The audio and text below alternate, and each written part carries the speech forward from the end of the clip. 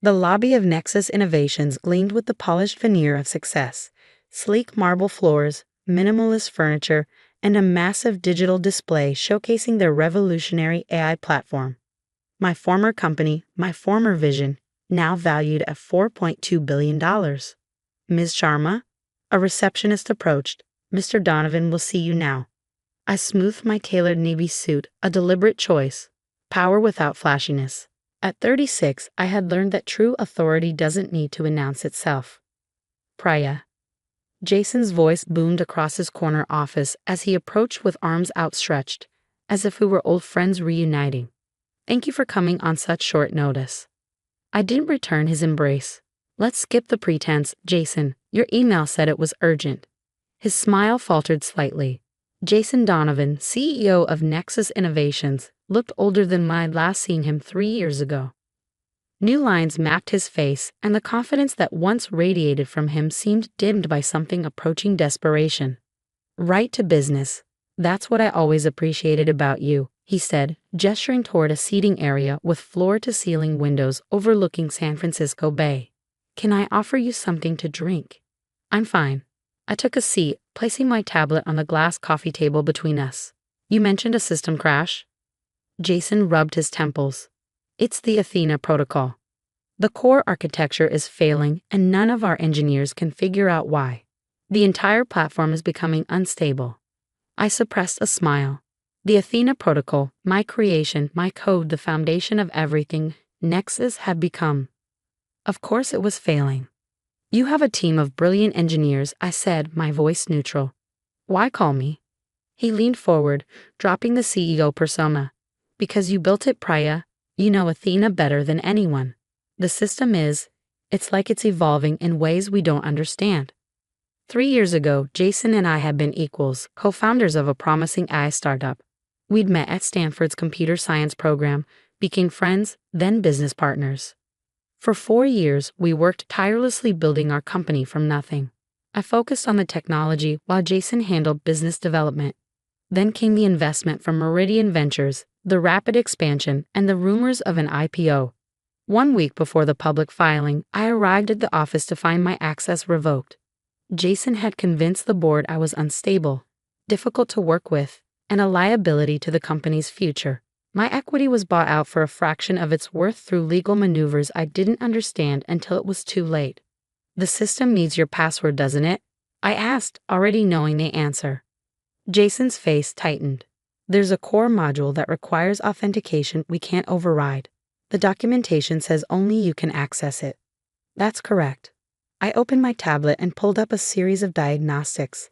I designed it that way. Why would you? He stopped himself, swallowing whatever accusation he was about to make. We're offering a generous consulting fee, $1 million for 1 week of your time.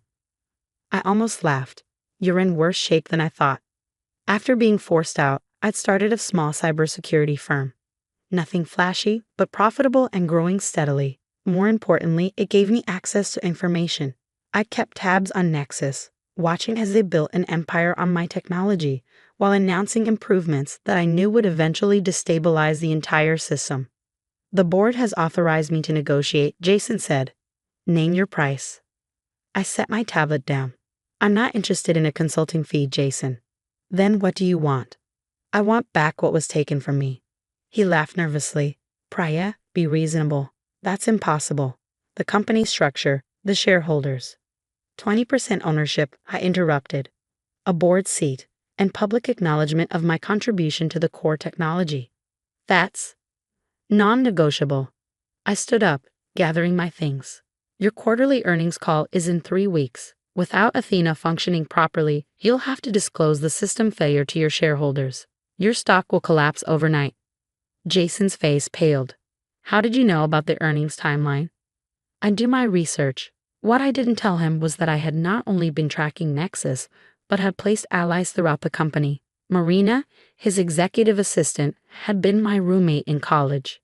Dev, now a senior engineer, had worked with me before Nexus. They weren't spies, they were loyal to the company, but they were also friends who believed I'd been wronged. The board will never agree to this, Jason said, but his voice lacked conviction. Then find someone else to fix your problem. I walked toward the door.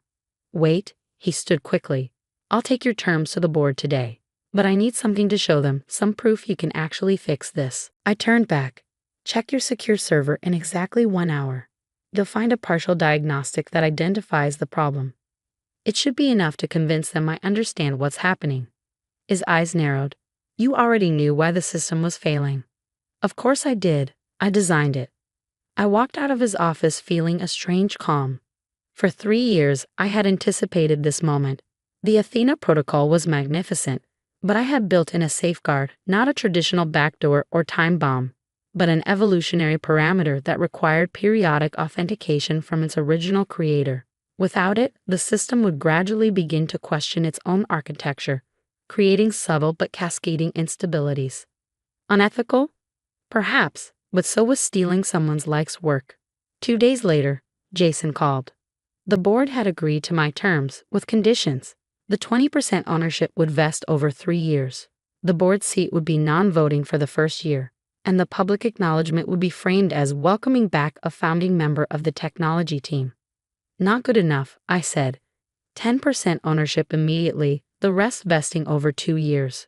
Voting rights from day one.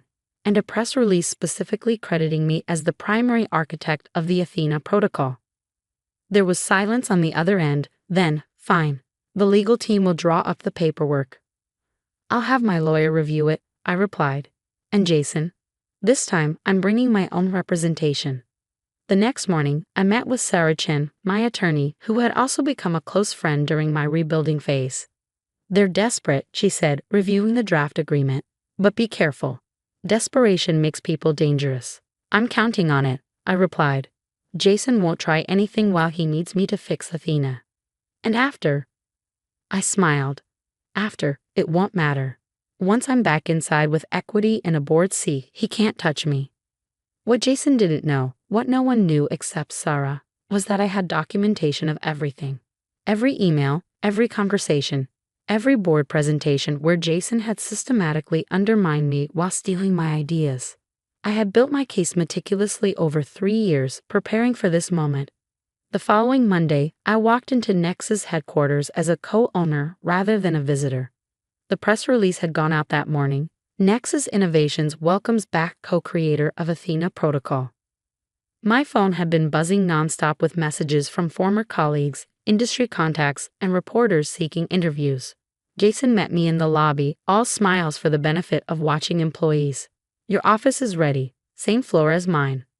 I'll need access to the development servers immediately, I said, and meetings with the engineering team. Of course.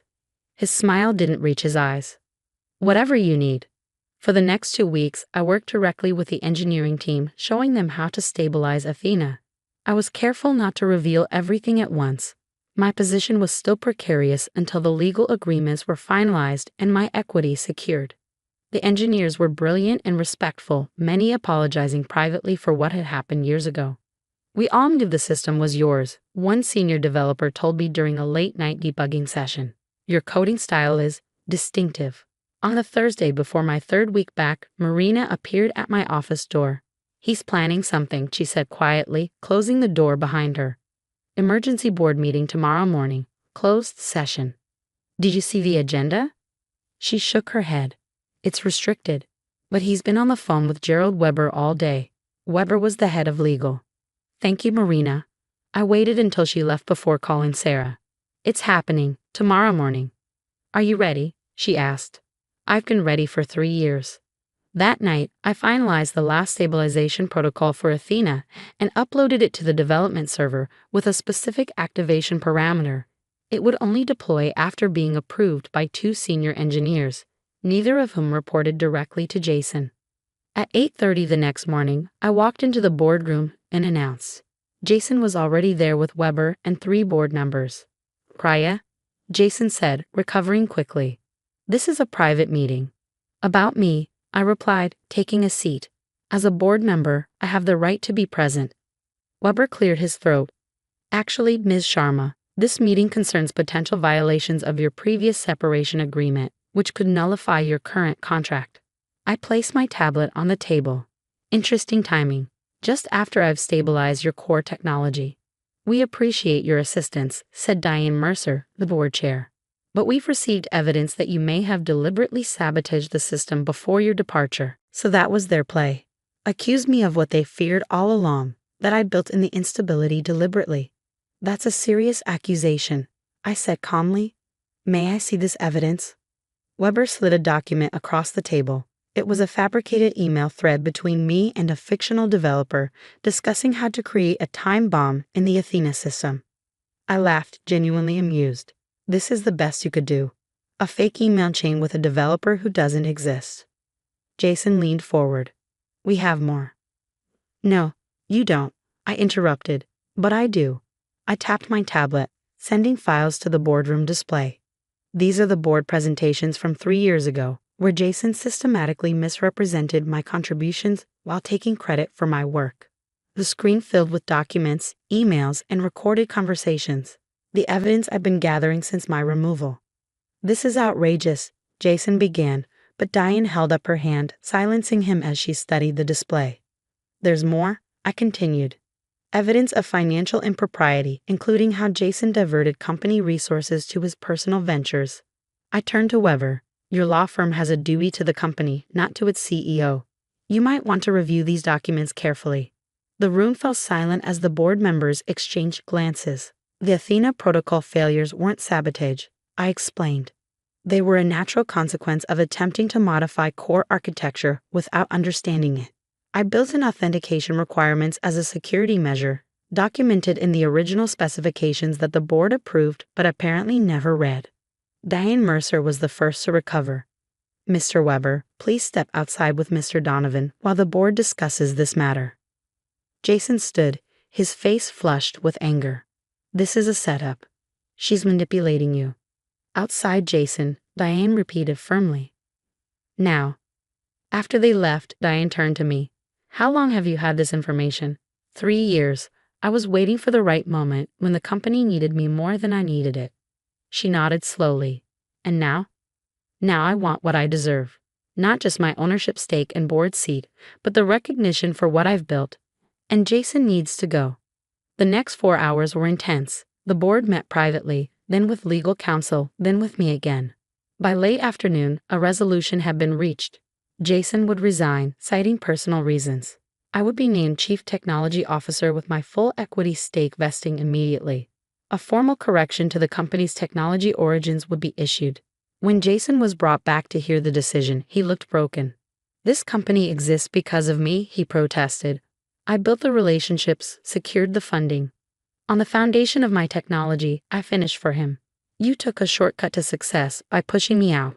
Now you're facing the consequences."